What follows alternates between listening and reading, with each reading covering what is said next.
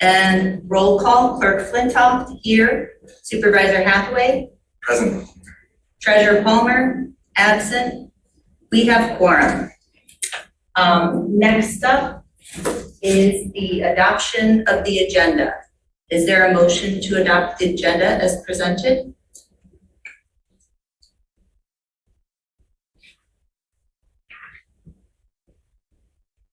So moved. Support by Flintoff, motion by Hathaway, support by Flintoff. All in favor, say aye. Aye. All opposed, nay. Motion passes, agenda adopted. Next is approval of the minutes. There are none. We last convened on July 25th and conducted the public accuracy test for the primary election, but there was no meeting. Next up is public comment. This is the time for members of the public to speak for up to 5 minutes on any matter under the purview of the Election Commission. Are there any members of the public present who would like to speak? Any members of the public on Zoom who would like to speak? If so, please raise your Zoom hand. Seeing none, I will close public comment and move on to unfinished business. There is none. Next is new business. To establish the absent voter counting boards and appointing election inspectors. And I have 2 items. One is kind of updates on the November 8th election, and the other is the action item. So if you want to get into conversation, we can kind of do 2 in 1. So, but the only action item is the proposed resolution, and I'll read it for the describe kind of the duties of the Election Commission and read it for the public. The Election Commission must establish absent voter counting boards for each election when we want to use them. Typically in Scio Township, with the volume we have here, we establish 8 absent voter counting boards, and that's what's recommended again here for the November 8th general election. We also are required to establish receiving boards. We have 2 receiving boards. And if you look at this sheet here, these are the proposed appointments to the receiving boards. We have 2 teams of 2, each a Republican and a Democrat. And receiving boards are required by law, but it's still required that the Election Commission establish receiving boards each time.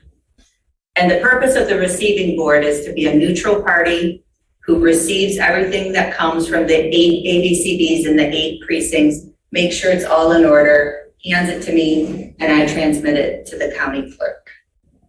So that's the purpose of the receiving boards.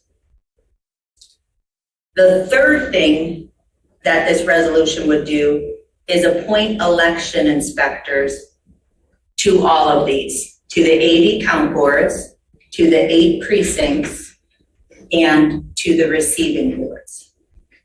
I have, for the Election Commission members, the names, the addresses, and the party affiliations of all of these. And it's organized by proposed team. So this is the first 80 count board. So the first 8 pages are the first 8 teams that will be sequestered here at Township Hall counting ballots. The Election Commission is required to make sure that there are both Democrat and Republicans as part of those. And the Election Commission is also required to make sure that there is at least 1 chairperson. You'll notice, that there is 1 chairperson for each ABCB and for each precinct. Sometimes, when possible, I also appoint a co-chair to provide that person backup, and it's good training. And I also have a designation of super chair, which is something I made up. But Yes, they do. They get paid the same as chairs, but super chairs are intended to get to roam and be a resource. So we have 2 super chairs that work across the 80 counting boards, and we have 1 super chair assigned to precincts 1, 3, and 6, which are co-located at the Washtenaw Intermediate School District. And these people are some of our most experienced inspectors who can provide backup and support. And so all of these people listed here have a election inspector application on file. And all of them are either currently up to date on their training requirements or are in the process of completing the training. So there's a few more trainings happening this month. The requirement for training is that they take a standardized course at least every 2 years. And that course, we're very fortunate in Washtenaw County because we have a great training team in the county elections.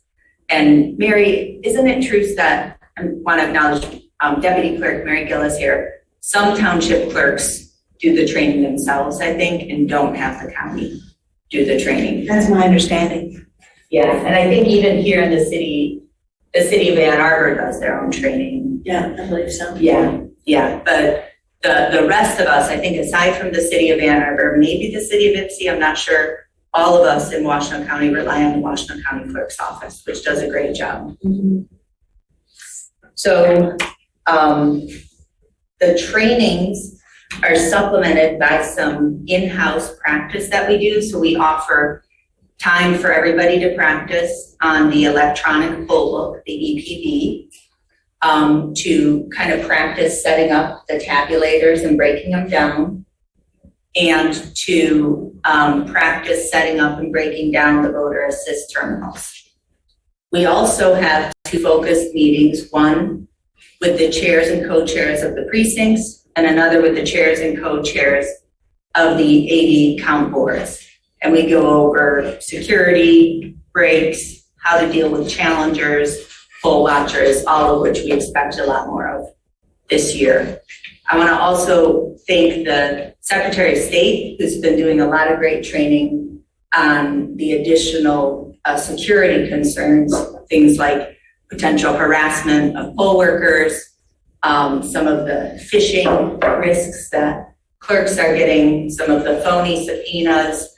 Mary, can you briefly describe the training that you attended, the topics of it? Was it mostly on de-escalation? It was. It was a training for election inspectors, kind of informing them about how to be more alert of their surroundings, and in case there is someone who puts down a package in a place where it doesn't belong, or is kind of lurking for an unknown reason, and how to legally, respond to that, but also de-escalate any potential, make sure that it's not just someone who has never been in a voting place before, and just is kind of taking it slow and looking around or whatever. So it was a nice, very limited sort of training about being a little bit more secure. Good. Thank you. And the Sheriff's Department's a great partner. We coordinate with them ahead of time, go over all of our polling places, where our sequestered counting board is, and take a lot of precautions on election day, and also make sure our election inspectors are as comfortable as possible during the extraordinary work that they do from 6 a.m. until maybe 10 p.m. So we make sure that they get breaks, get time outdoors, and get fed. We appreciate it very much. Our election inspectors get paid $16 an hour, which is one of the highest rates in the county. Co-chairs, 18, Chairs, $20 an hour, and super chairs, $20 an hour, and clerk's assistants, who I appoint, I'm not in the purview of the election commission, $20 an hour, and they've been some of the outstanding team members Mary and I have had a chance to work with, getting the 5,400 AV ballots that are already out there. We have about 22% returned already. So, questions, discussion, Will? So all of the folks who are on the list of election inspectors work those hours, they work all day till the count is Correct. done? Yep, if they accept the appointment, they work all day. It's quite a commitment. Yes, we're very lucky to have them. And it looks like some of these things you have more inspectors than others. Is there, Yeah. because they're combined or? Which one are you looking at? So I was just, You know, some of it too is, sort of, yeah, like, seemed like some of the lists are quite a bit longer than others. Like, Yeah. Yeah, like precinct 1 is a big precinct one. one is a big one. So that's a big one. Also, you'll notice I have also appointed a lot of people who don't work very frequently. And so I'm maybe expecting more declines. Oh, I see. So these, Not everybody's not everyone confirmed. will show up. Some are confirmed, some are not confirmed. And so you'll also see there, like, because we've always, for long as I've been involved, which is not that long, had many more Democrats than Republicans. And it's been a problem actually statewide in Michigan. So I've reached out to every single Republican, you know, I have an application for. Some of them are not frequent workers, so I expect some of them may decline. So you'll see that, but 1 is big. 2, you'll see we don't have as many, and that's partly because it's located here in Township Hall, and so the clerk's office is able to provide a little bit of backup. 3 is a big one. 4, we have a lot. It's not a really big one, but it's a newish polling place, Kiwanis. Precinct 4, I tried to put as many residents of precinct 4. So I don't always assign inspectors to the precinct where they live, but I do try to have some of them there so that they can recognize their neighbor and say, yeah, I know, our polling place got moved, but isn't this great? So, something like that. And 5 is at Scio Farms. And a lot of these teams work together in past elections too. 6 is a big one at WISD. 7, I have fewer, it's big, but the Polo Fields Ballroom is just such an easy place to work. It's really easy to manage the crowds there. And then 8 is, of course, at the church. And we have a lot of new leadership at that precinct too. So you'll see, I'm sorry, I just want to make sure I understand. So the longer list, part of that is to build in a buffer where you have some inspectors who, for whatever reason, you think may not choose to actually accept that appointment. Right, exactly. Or something comes up at the last minute. And I was admittedly a little short-staffed at some of the precincts at the last election. So I want to make sure I adjust for that. Also, I'm really unsure how many people will actually vote absentee. I mean, I don't know, Mary, it seems like, 5,500 sounds like a lot, but we haven't gotten we had that first big ask for absentee ballots. We haven't gotten a big second wave. And so I'm expecting a lot of people to show up at the polls. Mm-hmm. I think so too. Yeah, so we'll see. It's kind of tricky Yes. to plan for. What happens if you have this long list, you built in sort of a margin, and everyone says, yeah, I'll show up? Do you just sort of find things for people to do? Yeah, I've never had that problem. If I really had too many people assigned, I'd tell some of them to stay home. Kind of a good problem to have. Yes, exactly. And you'll see there's some most people are either Democrat or Republican. We have some libertarians, US taxpayer, Green Party people, and we love them and welcome them. And there are certain things that a Democrat and Republican inspector must do.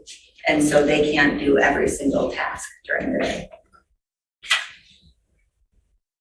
Oh, I see. We really need to have those two parties represented for particular things under statute. Yes, yeah, so the statute says that, the two major parties must do certain things, like make sure the ballot box is empty at the beginning of the day, et cetera. You can't swap in a libertarian for a Republican. No. Okay. Well, I don't have any questions about the list. Do you want me to make the motion to approve the resolution? Sure. Why don't we just read it out for the benefit of the public? So would you like to offer the resolution, and then I can second it? Sure. I will move approval of the resolution. Okay, support. And I'll read it out. Whereas Michigan election law requires that the election commission establish receiving board by resolution and must appoint receiving board inspectors by resolution. Whereas Michigan election law requires the election commission to appoint election inspectors and designate a chairperson of each board. Whereas Michigan election law permits the election commission to establish and appoint an absent voter counting board and designated a chairperson of each board. And whereas the township clerk has prepared a list of recommended appointments, therefore be it resolved that the election commission establishes a receiving board. Let's make that 2 receiving boards. Establishes 2 receiving boards. You're okay with that? Yes. 8 absent voter counting boards, and adopts the slate of appointments recommended by the township clerk, including election inspector and receiving board appointments, and the recommended chairperson designations for the November 8th general election. Yep, sorry about that. And resolve that the election commission authorizes the township clerk to appoint election inspectors or chairpersons to fill vacant appointments resulting from refusal or failure to serve for the November 8th election. So all those amendments to the resolution are friendly. Okay, great. Okay, roll call vote. Flintoff, yes. Hathaway? Yes. All right, resolution adopted. Okay, and then the only other updates I had were just some updates on November 8th. Legislation was signed by the governor on Friday, 2022 Public Act 195. It makes some changes to pre-processing and also to ballot drop boxes effective for the November 8th election. Jurisdictions over a certain size, I think it's 15,000, we have now the option to begin pre-processing absentee ballots 2 days early. We are not electing to take that option here in Scio. We don't need to. We've got a great team. We can handle it. In my opinion, it's as long as we're well enough resourced, we don't need to do that because that opens up a whole other can of worms. So we will not be pre-processing.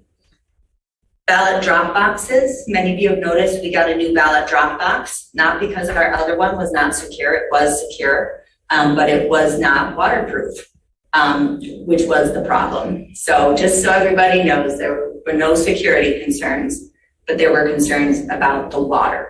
So we moved it so that it's a indoor drop box. You can drop it in from the outside, built into the window there. And the law also makes some additional requirements for how we retrieve ballots from the drop boxes. Many of the regulations are aimed towards places that have multiple drop boxes. We have just one. So a lot of things don't apply, but I will say we are otherwise in compliance with the law already. It is only people who have been sworn in by the deputy or I to handle ballots, that handle the ballots from the drop box and deliver them across the counter to the clerk's office.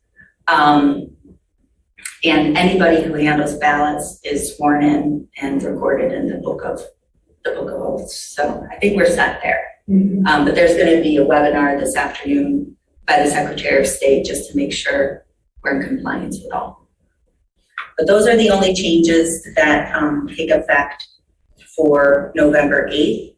There are additional changes, such as allowing military and overseas voters to submit their ballots electronically. And of course, if Proposition 2 goes through, there'll be a whole bunch of changes to election administration, but not for November 8th. Any questions about that, or? Because I know there's a lot of that in the news, but that's kind of where it landed.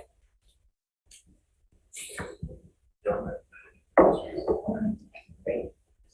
All right, well, that's all I had. I'd like to move on to public comment. This is a time for members of the public to speak for up to 5 minutes on any matter under the purview of the Election Commission. Yes, David Reed. Just a couple of questions. You have four people working the AV counting boards? 4 to 5. 4 or 5. And then in the regular precincts, you've got 6 to 8? If you're lucky? Yeah, no, I've actually got more. I've got about 8 to 10. Wow, okay. At one point in time, Nancy and I were toying with the idea of using half-day workers and I think that was because of the aging workforce. Yeah, You don't have that problem? not anymore. And it is partly because of 2020, just what you said. So many people, self-selected because they are young and healthy, because they had to do it during unvaccinated COVID times. But yeah, so there are some people that self-select out, but nobody does half shifts. One more question. The overseas people, can they fax their ballots in or they scan it? How do they do the electronic submission of ballots? I don't know how that will work. Oh, okay. I mean, that is not in effect right now. Oh, it's not? No, so that was signed into law Friday by the governor, but it doesn't take effect for the November 8th election. That'll take effect for the 2023 elections. I'll make their work a lot easier. Their work, not yours. Yeah, exactly. Thank you. Thank you, David. Any other comments? Anything here?